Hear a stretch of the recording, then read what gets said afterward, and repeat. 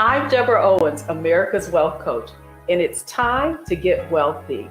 You're going to learn exactly what you need to do to achieve the level of financial success you desire and you deserve. For over 60% of Black Americans, their first introduction to the stock market is through their retirement plan at work. And in the past decade, the number of 401k millionaires has doubled. But because only 55% of Black households even own stock, many are being left behind. And what that means is that the wealth gap continues to widen. And so today, we're going to talk with someone who implemented a goal-focused action plan to accelerate her financial growth. And so here are the 3 things they don't want you to know. Number 1, low risk means low returns. And you cannot save your way to wealth. And finally, you need to know how to assess the recommendations that you get from your financial advisor. And I'm so excited because our conversation today is with someone who checked all the boxes. She got that college degree. She earned her way up to a 6-figure income, and she invested in her 401k. And yet, she knew she should be further ahead. And you're going to learn exactly what she did to accelerate her financial growth and get on the right track. Belinda, welcome to Get Wealthy. I'm so excited that you're here. So tell our viewers just a little bit about yourself. So thank you very much for the opportunity, Deborah. Good morning. I am a person who loved computers and everything that I could learn. And so I chased my dreams to be in IT, and I've been blessed to work in this industry for over 30 years. What I didn't learn was finance. And so with your help, I've been able to improve my returns on investment and able to share your knowledge and expertise with others. So let's talk about the fact is that you did so many things right. You really did know how to save, but you never learned how to invest. And so I want you to share with the viewers just a little bit about what were the kind of beliefs that you had around investing in the stock market? So honestly, I didn't have a true belief.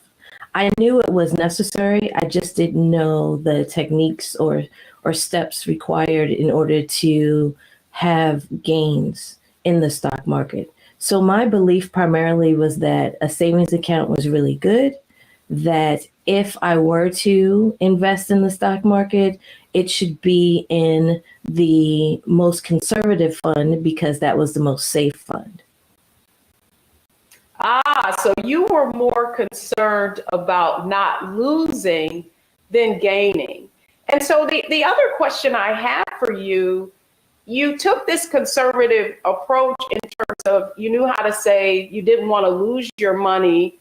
However, just in terms of your mindset, what caused you to know that you should know more and that you had to change your mindset around taking risk?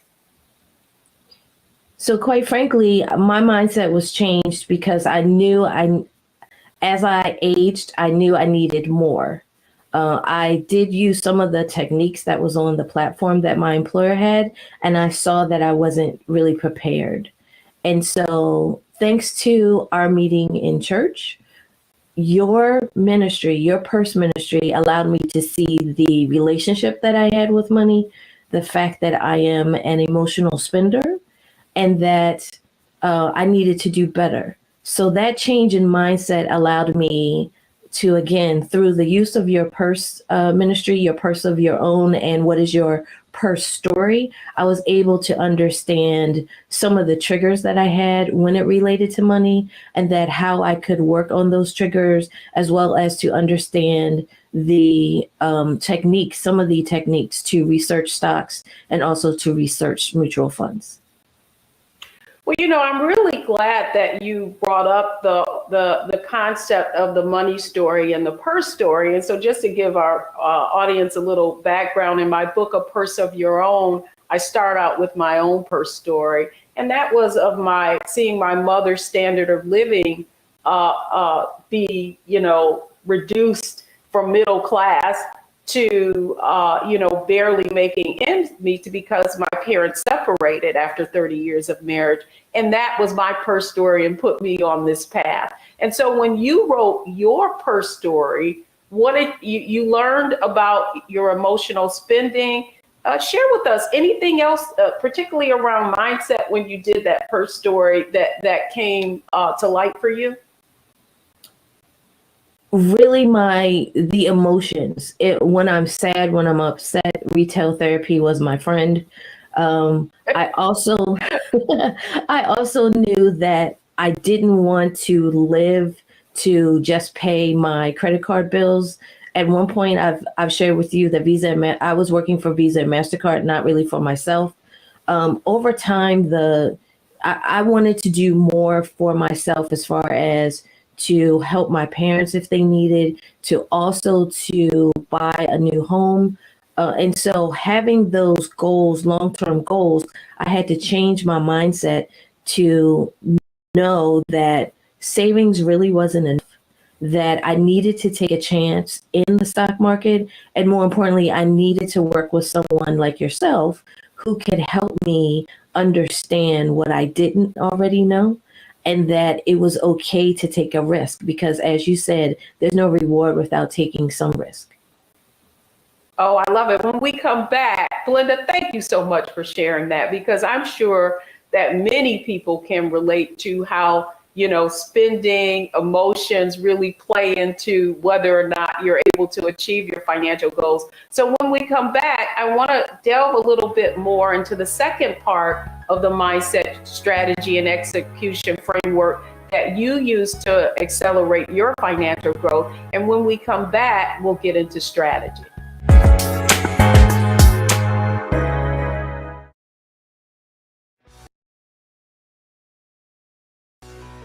Let's be honest, as successful women, we're crushing it. Maxed out 401k and Roth IRA? Check. Aggressive savings and investments? Check. Yet, the freedom our success was supposed to buy can leave us stuck on the six-figure hamster wheel, watching retirement slip further down the road. There's another way. Get coaching courses and community at wealthyu.com. Hi, I'm Dr. Jackie Hood-Martin, and I have a question for you. Ever feel as if your life is teetering and the weight and pressure of the world is consistently on your shoulders? Well, let me tell you, living a balanced life isn't easy. Join me each Tuesday on Black Star Network for A Balanced Life with Dr. Jackie. We'll laugh together, cry together, hold ourselves together, and cheer each other on. So join me for new shows each Tuesday on Black Star Network, A Balanced Life with Dr. Jackie.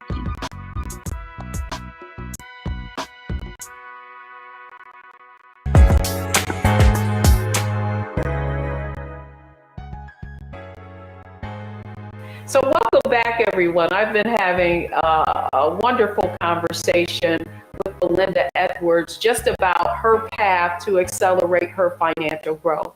And one of the things that I shared with Belinda is that she is now in the top 10% of African American wealth.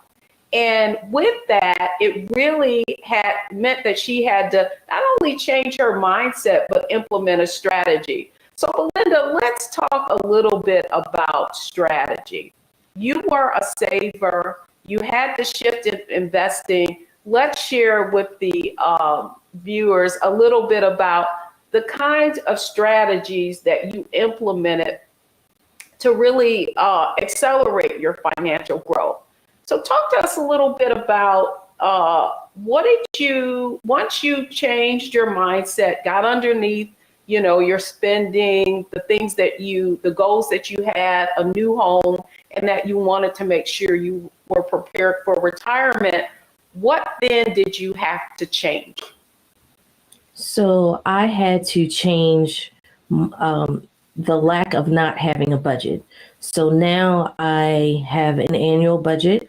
I also do an assessment of my spending on a quarterly basis, regularly. And then I also have checks and balances with friends and accountability partners, quite frankly, in order to make sure that I stay on track. What I also did was take advantage of my employer's relationship with an investment company.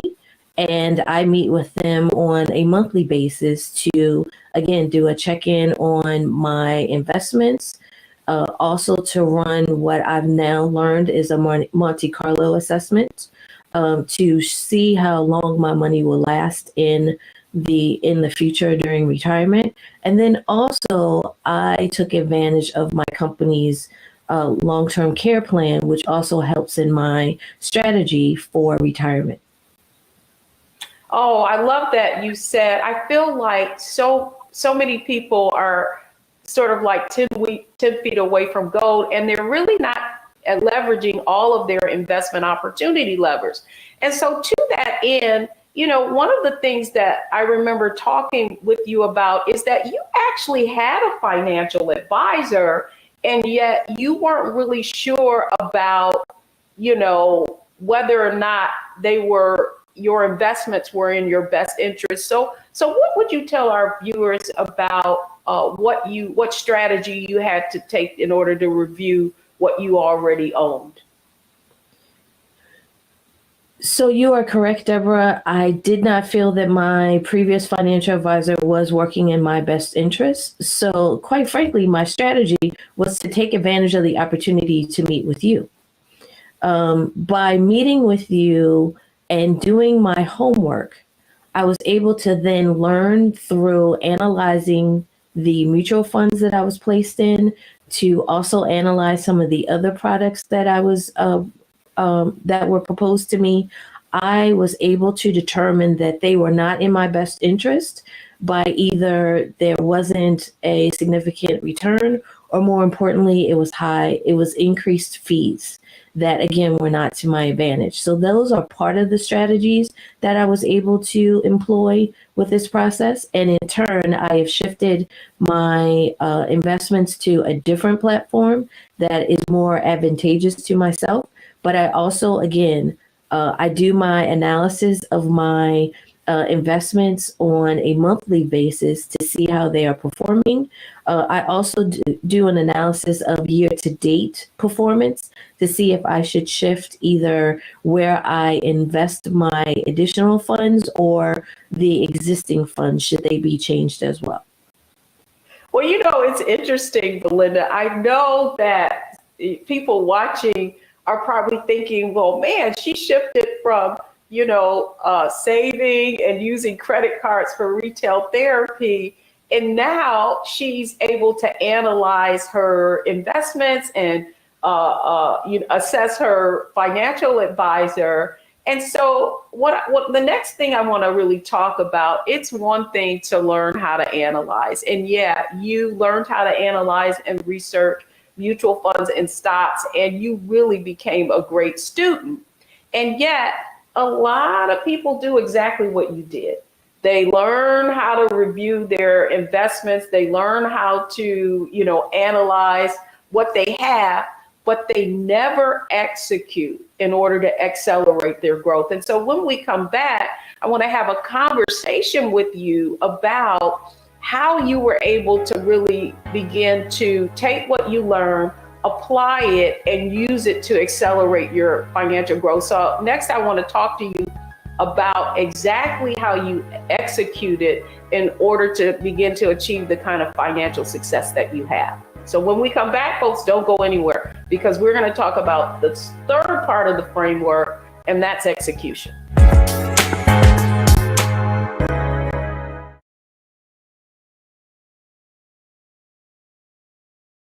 Pull up a chair, take your seat. The Black Tape with me, Dr. Greg Carr, here on the Black Star Network. Every week, we'll take a deeper dive into the world we're living in. Join the conversation only on the Black Star Network.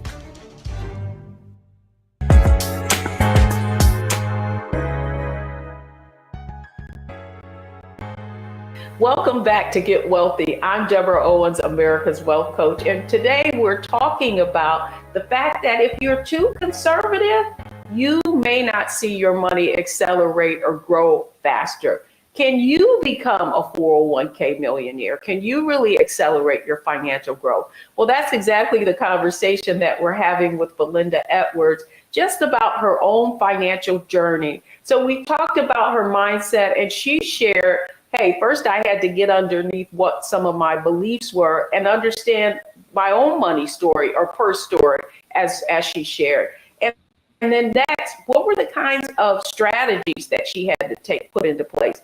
Analyzing her investments, taking part of her advantage of her employer plans, and evaluating the performance of her financial advisor. And so, Belinda, now I want to talk a little bit about execution, because sometimes, you know, all of the things that you talked about, you did, analyzing your stock, doing a Monte Carlo evaluation on your portfolio, that can sound real technical, and a lot of people get lost. So let's talk about the steps that you took once you learned what you needed to do in order to really review your performance.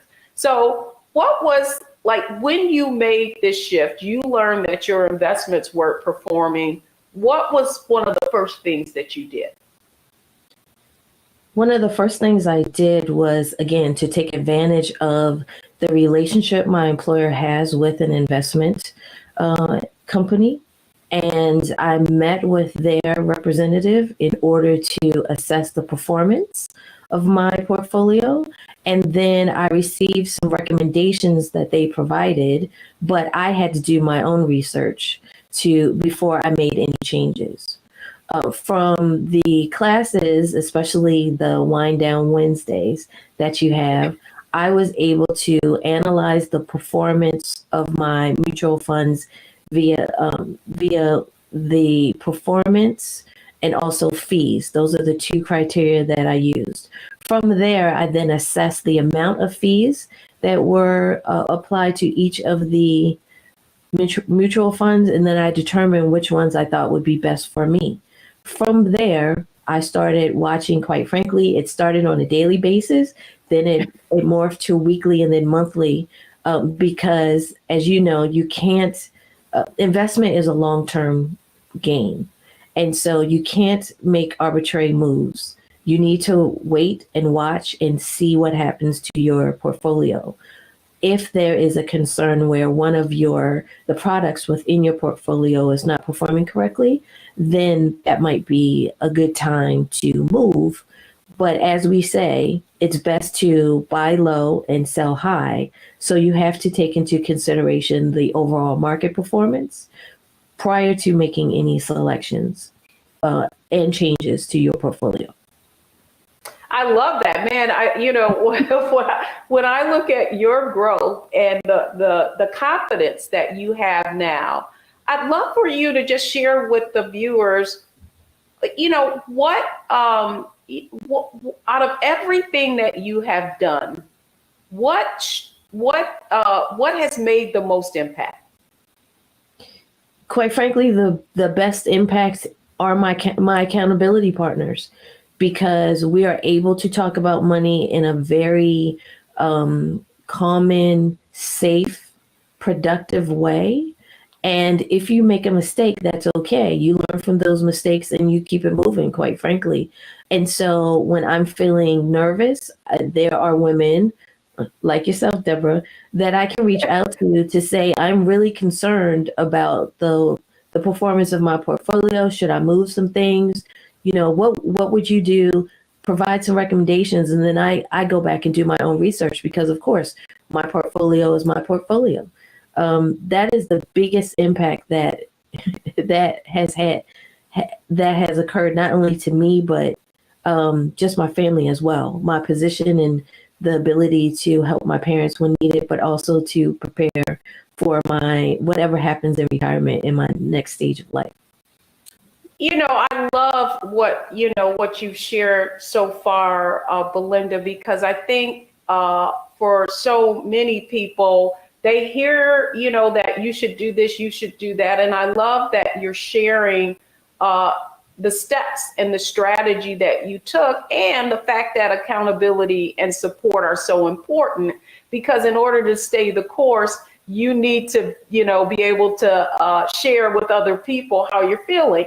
And, I'm glad you brought it up, because I remember a conversation that we had when COVID first hit, right? Mm-hmm. And the market went down significantly, and you're being concerned about, could I lose all my money? And so what would you say to viewers just about riding the ups and downs of the market? The market's quite volatile right now, and continues to be for a number of reasons. So what would you say to someone just about being able to weather the ups and downs in terms of taking risks? I would say lean on your accountability partners, because yes, as Deborah knows, I was very concerned about the market downturn in March of 2020. But today I know the market is down as well, but now's the time for me to buy. And I can't say I would have done that almost 2 years ago. I really wanted to move my money. So acknowledge your concern, speak with someone who has your back and is on the same page with you, because again, not everyone understands what you're trying to accomplish and might not be there for your best interest. And then finally, the last question I have for you really is about once you were able to change your behavior and understand now that you have a budget and get a hold on your emotions, what were some things that you were able to do as a result of really following the budget, and that helped you increase the amount that you have invested? So last year, my parents and I were extremely ill. Thanks to the shift in mindset, I was able to financially weather our storm, to provide financial support to my parents when I could, but also I was able to care for myself where I didn't feel the pain. And so that financially, I wouldn't have been able to do that if I was still just saving. And so I appreciate that. The trade-off from my fear and taking a risk was that I was able to be there when the time was needed my presence, both physically and financially. So that was my biggest takeaway. Belinda, man, that's so insightful, because you just described the fact that wealth is more than money, right? When you accumulate wealth, it allows you the freedom to not worry in the event something catastrophic or unexpected happens. And you certainly, thank you for sharing your story, because this is happening to so many people with COVID happening, and so many of us not knowing, we didn't know this was going to happen, but the fact that you were able to weather the storm, the financial storm, and still feel confident that that it still feel like you could make it. It speaks volumes. So Belinda, thank you so much for coming on Get Wealthy and sharing your story. And when we come back, thank you, Belinda. When we come back, I really want to share with you the takeaways from Belinda's story. And I'm going to be sharing exactly how she analyzed, optimized, and maximized her returns and her situation so that she could be on the other side and feel like she is financially secure.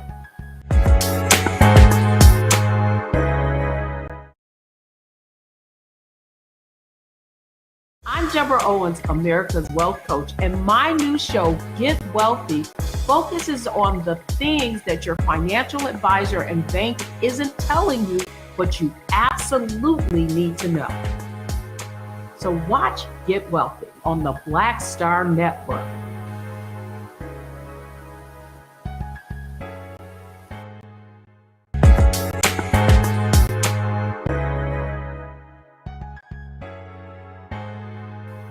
Welcome back to Get Wealthy. I'm Deborah Owens. Did you really gain insight from that conversation with Belinda? Listen, if you want to accelerate your financial growth, here's what you need to do. Let's just review Belinda, how Belinda was able to achieve the kind of financial success that she has. And it's all we're going to analyze, optimize, and maximize. So let's look at what Belinda was able to accomplish. The first thing she had to do was really analyze her current situation. She shared with you that once she learned how to analyze and research the investments that were in her mutual fund, research the other investments that she had with her financial advisor, one of the things she came away understanding is that she actually needed to be more aggressive. And in addition to that, and this is why it's so important, and one of the points that I made in the show today, the 3 things they don't want you to know, is that you need to be able to assess the performance, the recommendations that your financial advisor is giving you to make sure that they're in your best interest. And certainly Belinda shared with you that she found that they weren't. And so she was able to move her investment to a company that expanded the types of investments she can invest in. And here's what I want you to understand, is that many of you have access through your employer to advice and advisors and to help you evaluate what your choices are. And so you need to take full advantage of that. And then the other thing she did was optimize her investment. So it wasn't enough for her to just analyze and research. Once she found that her investments that weren't performing, the fact is she knew that she had to take more risk. And that's the other point that I made in the show today. And that is low risk means low returns.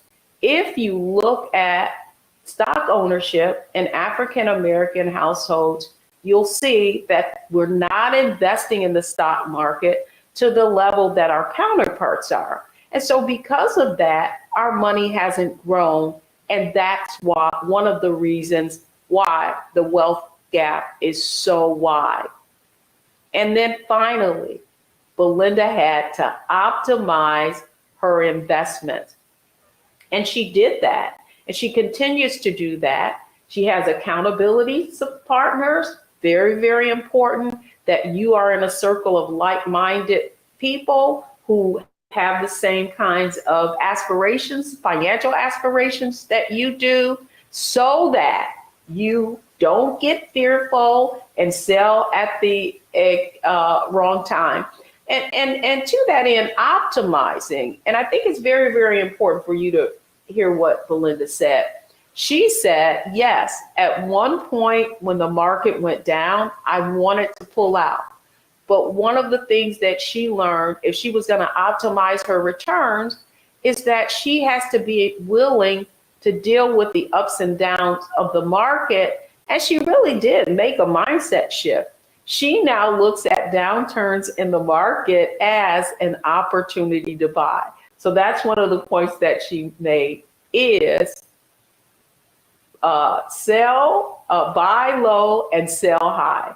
And so I think the most important takeaway from today's program that I want you all to understand is that wealth is more than money.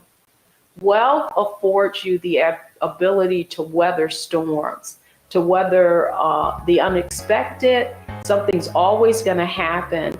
And when you're financially secure, it gives you the ability to still maintain your standard of living without there being some kind of financial jeopardy. And so analyze, optimize, maximize. I hope you've learned from Belinda's story today.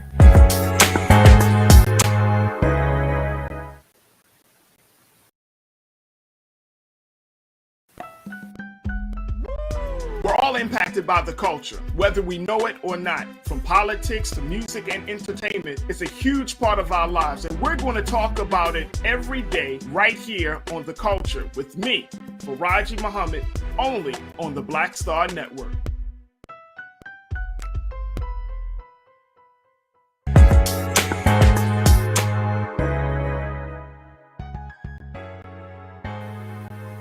Welcome back, everyone. I'm Deborah Owens, America's Wealth Coach, and you've been listening to a great conversation on exactly what you need to do to accelerate your financial growth so you too can become a 401k millionaire. And it all begins with you understanding these three things. Here are the three takeaways from the show today. The first thing is that you cannot delegate your financial future to anyone. So the first thing you need to be able to do is access the recommendations that you're receiving from advisors. And then finally, you have to invest in the stock market in order to accelerate your financial growth and make your money grow. And then finally, contribute to your employer-sponsored plans and make sure that you're taking advantage of all the opportunities and benefits that you have. So that's how you get wealthy. Thanks so much for joining us today, and I can't wait to see you in our next show.